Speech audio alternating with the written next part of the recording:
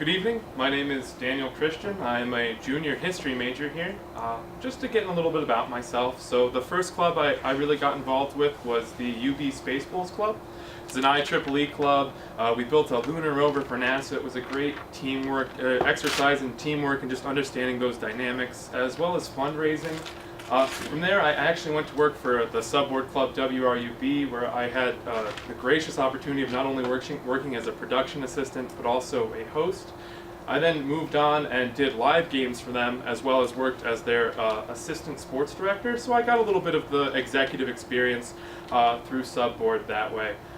So then, moving on from there, I was lucky enough to get a position with the UB football team.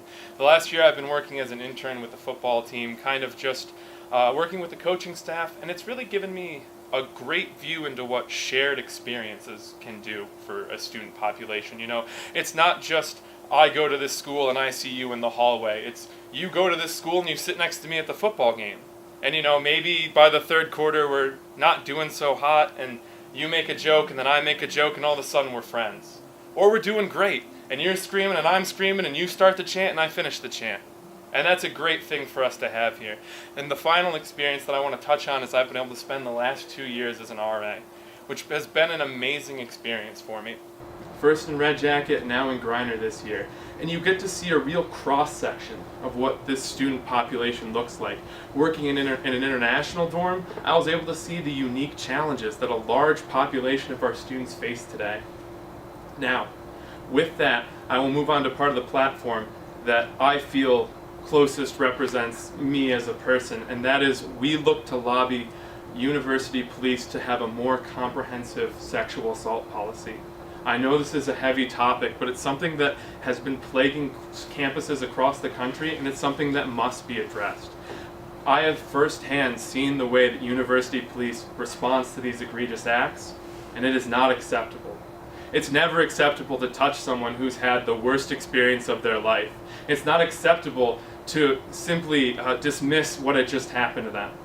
So, we look to lobby university police to have an on-call sexual assault responder at all times. That is something that I will fight for even if I don't get this position of vice president. I will fight for that every day, but I know that if I'm put in a position of power here at this university, that is something that I can really look to affect. Now, moving on to more of our essay-specific policies, one thing that we really look to preach is just education of the next generation.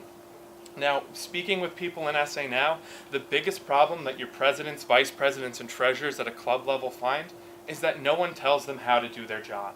That is why we look to have seminars where someone who, let's say the Black Student Union's treasurer decides to stand up and give a seminar for at the end of the year for all incoming members of that position, just to give them the rundown. This is what will happen. This is the forms you fill out. These are the people you'll talk to, just so that you really get a sense of what your job is going to be, so that we can hit the ground running. Now, I know that my partner had talked a little bit about the transparency that we look to bring to this position, and I would just like to reiterate that. And that is something that, if elected, the spectrum will be very integral in doing. We're not just talking about putting a report card out on us. We're talking about hunting for heads. We want green A's, red F's on the front cover of the spectrum, because I believe that the Student Association for too long has acted as a shadow government that too few people understand fully. They work on appointments, and if you have a society that works on appointments, that means that you must educate the entirety of the masses so that you can get the most qualified candidates, so that sophomore, freshman, junior have an idea of the roles that they can play in such a large student government. So we want to hold student clubs more accountable, and we would like to hold ourselves accountable. We would like to put A's, B's, F's, C's, whatever it may be, on the front cover of the student newspaper, so that we don't have people saying, I don't care about the Student Association. They're just a bunch of crooks. They do the wrong thing. Presidents are stepping down, vice presidents are stepping down. We would like to stand and put ourselves out there as a ticket, and that's why we're running on this idea of transparency.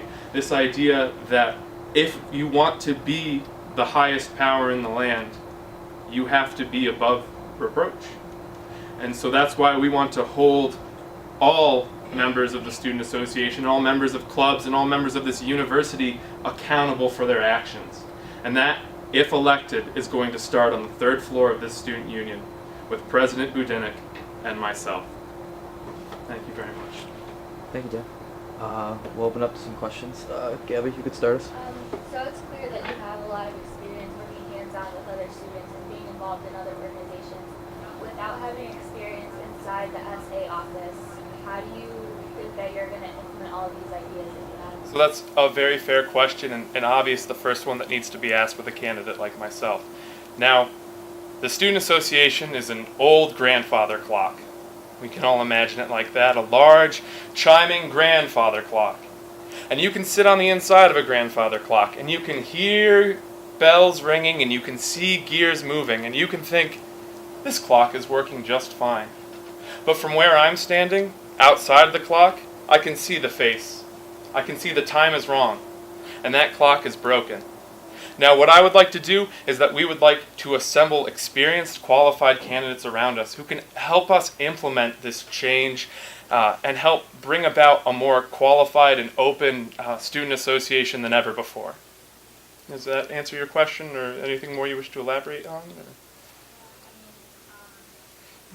I guess another question would be, are there any specific changes that you would like to make as far as any of the events or budgeting with clubs or any SA club events that you've seen from the outside?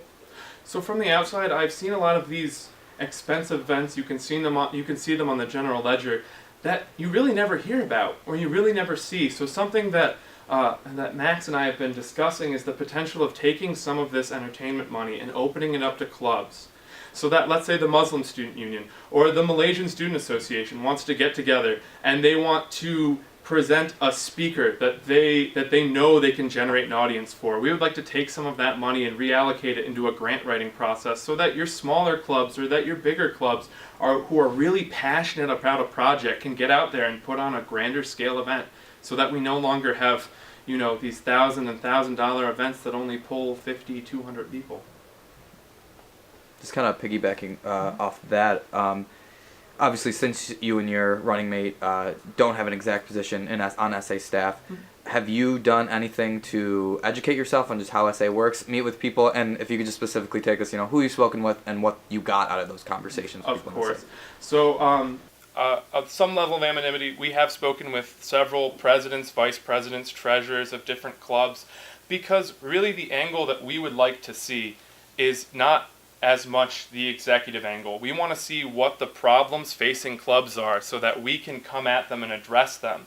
Because I feel like if we speak too much with the people on the inside, that's just what we're going to do for the rest of time. So we kind of want to work forward for that. Also, the Student Association Constitution has been online. I'm pretty sure I've read it over about 7 or 8 times now. I think I can start to memorize sections of it, but it's a pretty good read if you have time. Brian, put your hand up. Yes, how do you, because neither of you have SA experience, so when you get into the office, you want to make a lot of changes, but you don't want to mess up the things that work. So how do you plan to get yourself up to speed in finding out what works, or what do you think works best now, and then what do you want to change? Well, to continue with my clock analogy, there's an old adage that even a broken clock is right twice a day. So I think the Student Association does have good and there is bad, and I think that is a really key issue of why we want to bring more people on board when we get started. Cast a large net to be able to get the most qualified candidates in. A lot of what we see that isn't working well is on the club level and trying to ascertain things, and that's what we've heard from the people. So that's something that we would look to change. And then also, elections are more about what I'm going to do tomorrow than what I've done yesterday. And so I can promise you that as a candidate, I would, work to learn the systems of the Student Association before I ever take office. And I think that my running mate and I have proved that thoroughly by, doing our due diligence, reading over the Constitution, speaking with club presidents, just trying to fully understand how the system works so that we can best serve the people when we take office. Tori? So you and Max, you really seem like just, disgruntled student, to see the way that the system works, you're not happy with it, so you're trying to move into a position of power. If you were to take office and if you were to have that position, what are some of the qualities that you have that make you think that working with a group of people who are in the system and already established, how do you think that you and Max will be working with the people who are okay with the system and who are part of it? So that's always a problem when you step into a bureaucracy, and I think that's kind of what going off the idea of, to use another analogy, if you are turning a boat, you can't turn a boat right. You have to turn a boat 2 degrees for some time to get it to turn right. So it's kind of, yes, there are great minds in the Student Association. There are great people in the Student Association that we would love to meet with, and there is going to be resistance to that. And that's part of the reason that we don't have a treasurer running with us, is we would like to have a mind come in that isn't exactly agreeing with us, because we think that if we just have someone that says yes to everything that we pitch, we're not going to get anything done. Because conflict with civility is the cornerstone of any democracy. Anything more you'd like to hear on that? No? You mentioned advocating for a stronger sexual assault policy. Can you maybe take us specifically how you would advocate for that in your position as Vice President of SA if you were elected? How specifically would you use that position in SA to advocate for that? So, as the Vice President of the Student Association, obviously there is more clout with the position that I would be in. I am seen as an elected official and a voice for the people, and with Max and myself, we'd be able to step forward and just kind of tell everyone that this is an idea that if we're elected on this platform, that the students want. This is a change that the students want to see. So I think university police would be receptive if someone who ran as this as a cornerstone advocated for, that they would be more receptive to that idea and accepting policies like that. I'll just wrap up then. Just lastly, how would you make yourself available to clubs? Obviously, that's a huge part of the vice president is dealing with clubs' needs. So, how would you personally make sure you're available and that you're fulfilling your club's needs? Whether that's make yourself available in the office, just anything like that. Yeah, well, I've always considered myself a people person. I'm gregarious by nature, and I would be sure that, email. I check my email probably 60 times a day. I know that's an unhealthy number, but it's just a habit at this point. Email, spending time in the office, I love classes, but I also just love working. I love sitting in an office. I love shooting the breeze with, whoever's working in the desk next to me, spending time at the water cooler. So I would make sure that I'm available to club presidents. Make sure that if they need to meet with me about something that I really do value their time. And that's what Mr. Budinik and I believe in, is that these clubs are the cornerstone of the Student Association, and we can have as much bureaucracy as we want, but that means nothing if the clubs are not taken care of. Yeah, Brian, you can be the last one. So some of the struggles with the clubs are that sometimes the SA needs to be a mediator between the clubs and the administration and what they need to get. What are your experience with not only the SA system but the larger picture, the UB administration?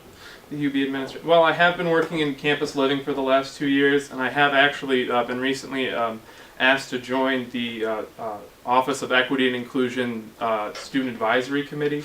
So I have been, recognized on some level as someone who can understand and work with the administration to shape new policies to try to move this school forward. And even as far as being being able to arbitrate arguments, I've worked as an RA for the last 2 years now, so I've seen my fair share of roommate disagreements from, she likes watching TV until 3 o'clock in the morning until he only showers once every 2 weeks.